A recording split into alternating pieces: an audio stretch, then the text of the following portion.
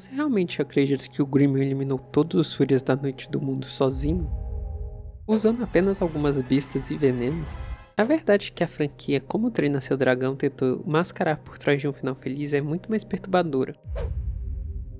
O que os filmes não te contam explicitamente, mas deixam pistas claras no cenário e no comportamento dos dragões, é que a extinção da espécie do Banguela não foi um ato de caça comum, foi uma execução em massa planejada por algo muito maior. E se eu te falar que o verdadeiro culpado pela solidão do Banguela pode ter sido o próprio Alpha do segundo filme, ou pior, o isolamento do mundo escondido? Vamos olhar para os fatos. O Greenwood se gaba por ter caçado até o último Fúria da Noite. Mas pense bem, os Fúrias da Noite são os dragões mais rápidos, inteligentes e perigosos que existem, não? Eles conseguem se camuflar perfeitamente no céu noturno, disparam plasmas que explodem montanhas e têm um senso de radar ultrassônico. Como um único homem humano sem asas conseguiria rastrear e matar centenas ou milhares deles ao redor do globo? Não faz sentido. A anatomia do Fúria da Noite foi feita para a sobrevivência extrema. A hipótese mais realista é que o Grimmel foi apenas o limpador que eliminou os poucos que restavam na superfície, mas quem enfraqueceu essa espécie antes disso?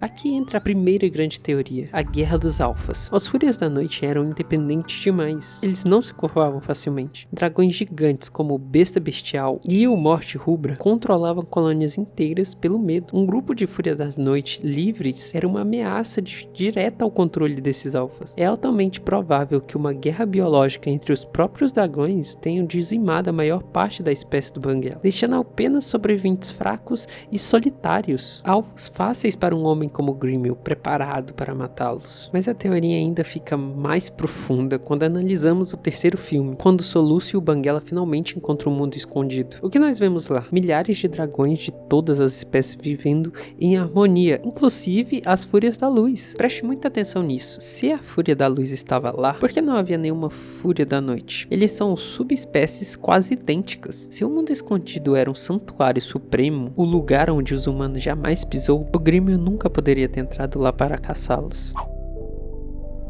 Isso nos leva a uma hipótese inevitável. Os Fúrias da Noite não eram nativos do mundo escondido. Diferentemente da Fúria da Luz, que tem escamas brancas refletivas, feita para camuflagens em ambientes cristalino e iluminado, o Fúria da Noite é preto como carvão. Ele evoluiu para caçar no mundo da superfície. À noite, eles eram os donos do céu lá em cima. Ao escolherem ficar na superfície, enquanto os outros dragões se escondiam, os Fúrias da Noite selaram seu próprio destino. Eles se recusaram a se esconder dos humanos e pagaram um preço muito alto.